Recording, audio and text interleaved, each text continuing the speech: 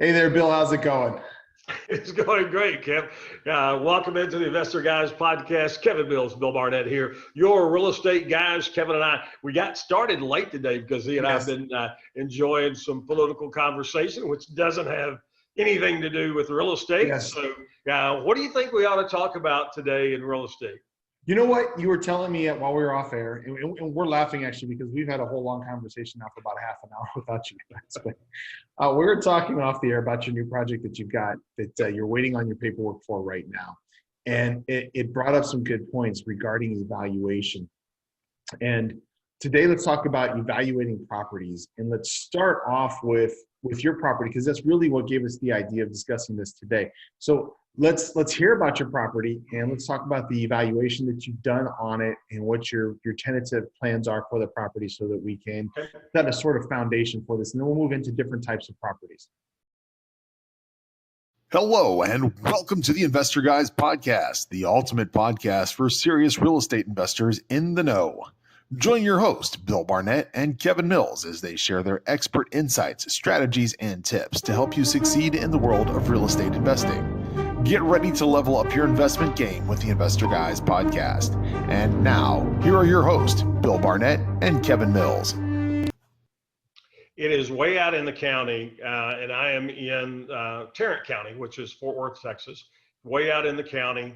And it is when the price stopped me in my tracks. I paid $25,300 for it, and it has a structure on it. And I went out and looked at the structure. The structure is, I'll just lovingly say, it's a mess. It has a on it that's probably 20 years old. It's about 2,000 feet. But mobile homes have a very different, and Kev, you're familiar with this, mobile homes have a very different rehab process and a very different rehab cost than it does when you're doing a stick build.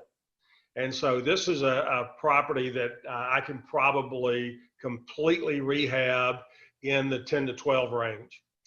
So I'm going to be in this for under 40. It'll bring somewhere in the $1,000 to $1,200 a month range if I go Section 8, and I'm going to, with a Section 8 tenant. But one of the things I love about it is it's a half-acre lot. And the way the lot is situated and the way this unit is on the lot, I think probably what originally the owners might have had in mind was that they were going to build a stick built on the lot. And so this is situated on one side of the lot, meaning that I can go in and split the lot and have two units on it and have it go with the county to get it set up that way so it can be redeeded. Have it replatted that way. That should not be a big issue at all because of where it is. It's not in a subdivision. It is out in the woods. There are no deed restrictions with the deed.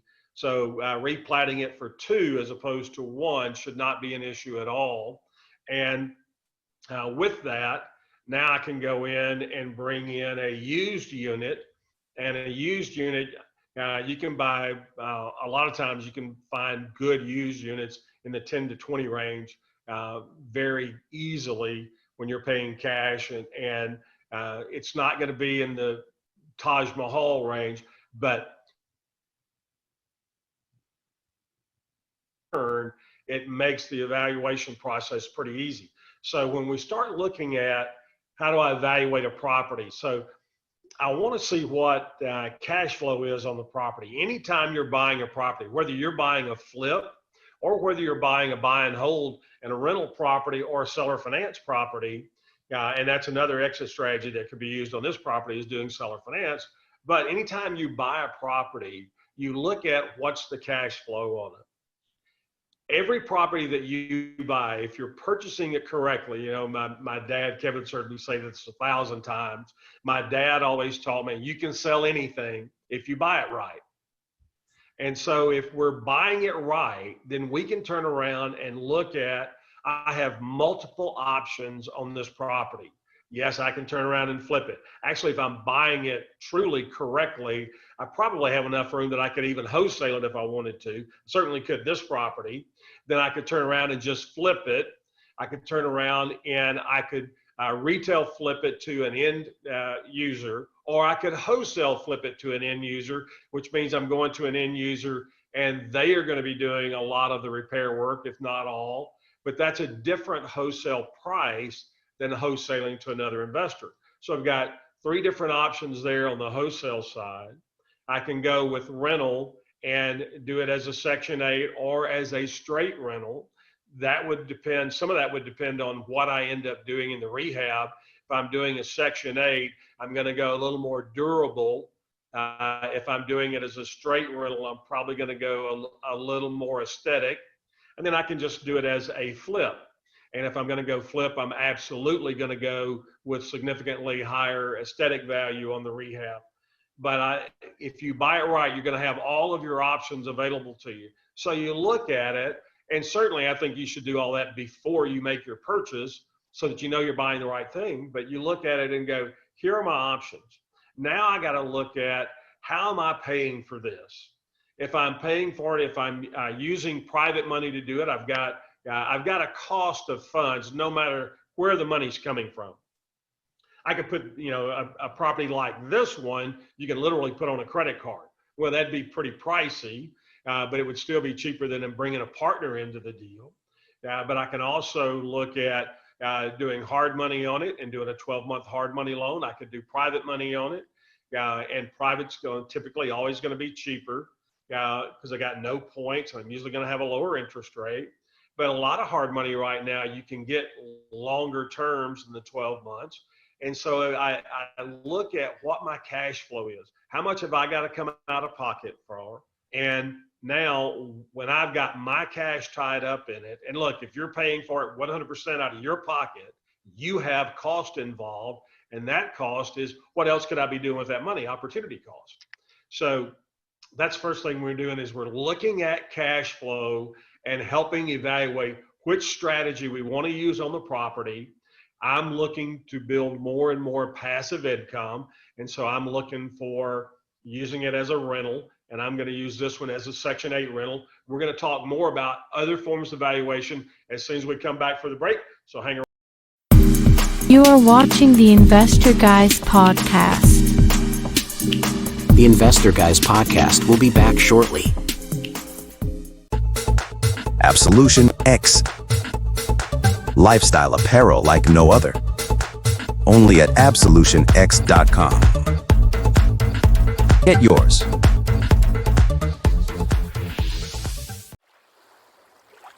Live the resort lifestyle every day with Cayman K. The perfect pieces for every wardrobe. Shop the entire Cayman K collection and find your favorites. Find all our styles at caymank.com. And we're back, and just before the break, Bill was talking about a property that he just picked up, and I want to recap for those of you who were watching. Essentially, Bill saw this property. He noticed that it was on an extra large lot, and he was going to be able to, well, one of his possible strategies was to split the property. Now, one of the things that he had mentioned was bringing in another modular home, a mobile home. Now, he had also mentioned that he wasn't going to get a Taj Mahal version, and that is because the house that is already there is already at a certain level. He's not going to put something that's greater or something that's significantly lesser right next to the property, because it's going to affect his other property. Either way, it's going to affect the property he puts on there, or it's going to affect the unit that he has already. So he's going to put something that's very similar to what he has already there. Now, he already knows that this is a good deal. He's going to do the deal, okay? He now has to figure out, what is going to be my exit option? Now, his exit strategy isn't always necessarily getting out of the property. His exit strategy could be what he's considering strongly right now, which is renting the property out, and he's thinking Section 8 because it's a strong Section 8 area. So far, his evaluation has led him to, this is a lot that I probably want to split. This is a lot that I'm probably going to put another unit onto. This is a lot that I'm probably going to hold for cash flow. You had mentioned while we were off the air, when we were talking, you're going to get 900 to 1,000 more than likely on Section 8 for the unit that's there, which means you'd probably get 900 to 1,000 for the unit that isn't there yet. When you do the math, he's picking this up for $25,000. He's putting $10,000 into rehab, into the property. He's now got 2 lots in one structure for $35,000 that he's going to make as much as $1,000 a month on. And that's a cash flow of, you've done the math already. What's your percentage exactly? Do you know? So I think we'll be around the 73, 74% for expenses on it with cost of funds, insurance, taxes, everything. So we're going to be pulling out about 25%, maybe 26, 27%, but let's just go with 25. So to make the math easy, if you're saying that for both units combined, we're getting $1,000 each, $2,000 a month, $24,000 a year in gross revenue. And if I can pull in 25% of that as net profit, which certainly looks like where we would be, and that's a pre-personal income tax, but pre-tax profit of 25%, when you start looking at 25% of $24,000, that's $6,000 a year net. If I'm pulling in $6,000 a year net, and I'm going to have $10,000 of my money, that's it. Everything else is borrowed. If I've got $10,000 out of pocket and it's bringing me $6,000 return to me, then that's a 60% cash on cash return. So the first year, I will have 60% of my personal investment back. And the second year, I will now have all of that back, and I'll have 40% profit off of that 10. I'll have $4,000 or so that second year that is pure profit, all of my principal being returned. And from that period forward, so out of 6, that'll be a third of the, or 2/3 of the year. So we get to about this time, 2 years from now, that unit my cash will be completely out of that. And I'll be getting pure cash on cash return, 60% yearly from there on out. Nothing wrong with that. With nothing left, I won't have anything left in the property. Now, one strategy that Bill hasn't mentioned yet that I actually like because it makes it easier. Before I go over the strategy, what do you think these 2 lots will be worth total with a second unit already in place, everything redone? What do you think the total value will be? So think about this for a minute. So let's go 6 months down the road. We've got both units on the property, both units in excellent shape and inhabited, rented, they're rocking and rolling, and we're getting $1,000 a piece for them. So one of the ways that you have to evaluate this property then, and this is one of those other things that you look at when you're looking on the front end, is could I sell this as an income producing property? And look, you're going to have some people tell you, well, Bill, it's only 2 units, it's not 5, so it's not really commercial, but I have done it multiple times. And if I decide to, we'll be doing it again. I think I'm going to hold on to these, but I could turn around and sell this as an investment property with tenants in it, a cash flowing property. And so now you start looking at, you get what's referred to as your NOI, your net operating income. So we already know what that is, or what it should be, which is going to be about $6,000 a year. And when you do that, you start looking at, okay, right off the bat, without doing anything to improve that number, that takes what will be about $35,000 and turns it into 60 in the blink of an eye. But by the time you get into that second year and your NOI goes up, then you start looking at, man, this really probably could pass the second year, start looking at $75,000, $85,000 if I wanted to sell it that way. I don't think I'm going to. I think this is probably one I'm going to hang on to for a while. So actually the direction I was going was a little different than this. Okay. Well, let's But go. you got me to where I went. You're thinking $75,000 to $80,000 for the value for both the properties. Okay. Now, your total investment is going to be less than $50,000 into this property, and that's if you I took think it out. it'll be 45 or less. Right. That's if you took it out of your pocket. And that's if you wrote a check. And most people who have been investing even just a little bit, or most people even have access to, $50,000 or $45,000 to where they could do this themselves. Quick and easy way to do this, in fact, would be pay cash for the whole deal. Yep. Then once everything is done, he can literally go to the bank and he can do a cash out refi, leaving 20% of his equity in the property, which he's already paid. He can get the rest of his cash that he's already spent out of the property, plus all the improvement equity that he's put into the property. So let's say he's put $45,000 into it. Let's say the property is worth 80. He's leaving 20% in there. So he's leaving, let's just use round numbers and say he leaves $20,000 in there instead of $16,000. So he's pulling out $40,000 roughly that he's putting back into his pocket. Am I wrong? Actually, it's more than 40. It's 60. Yeah.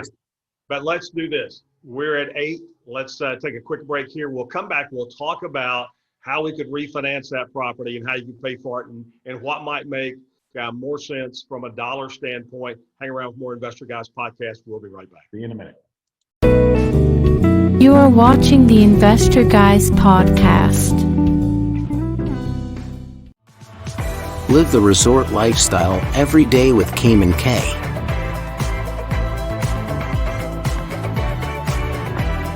The perfect pieces for every wardrobe. Shop the entire Cayman K collection and find your favorites.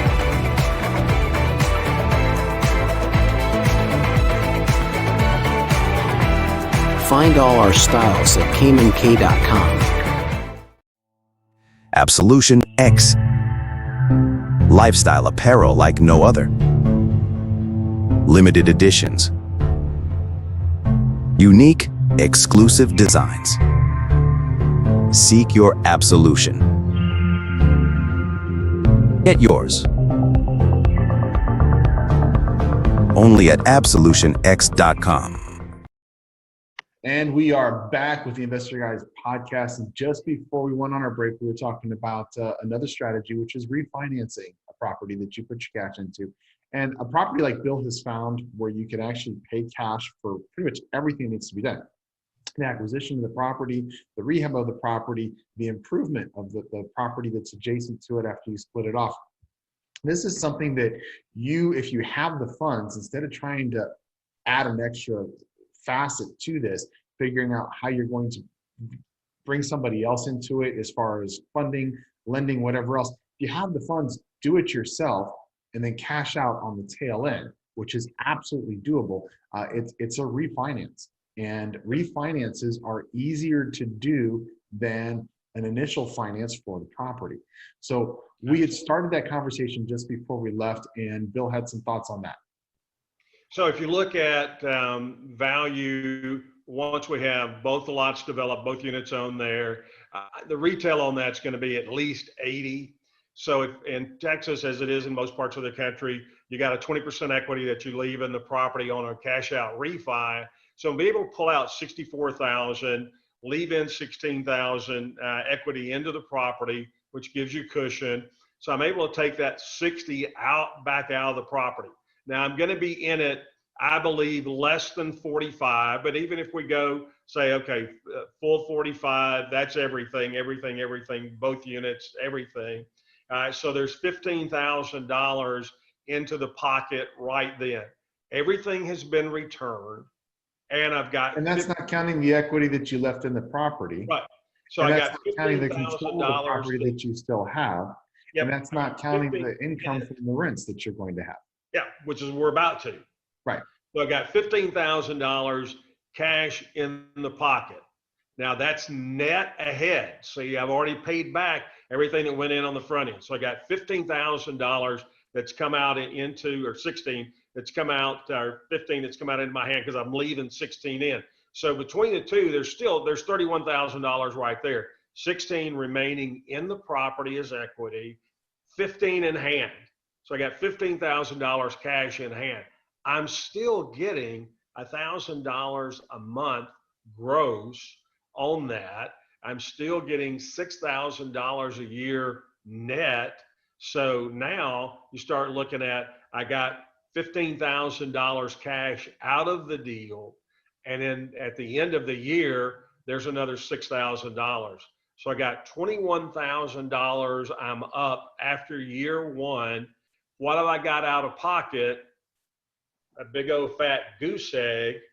If I've got nothing out of pocket and I've made $21,000 that first year, then what's my rate of return? Well, you can't calculate it. You've got no basis points to start with. So it is a great, great, great way to start looking at how you evaluate, which will help you change, or not change, but decide which way you want to go on your investment philosophy. Yeah. And it really, the key is being able to think outside of the box. Don't listen to what somebody is telling you this property is good for.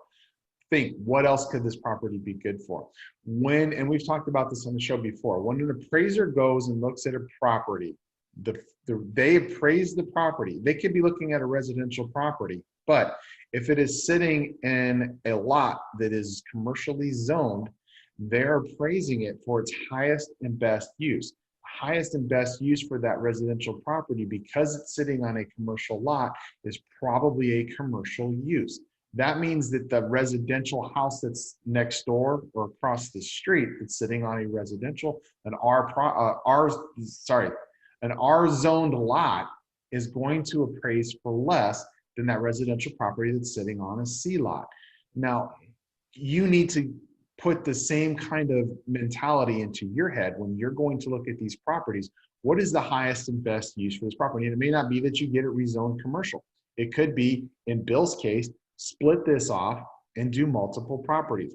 When we did the episode on farming a few days ago, I showed you guys a property that had already been subdivided into 4 different properties.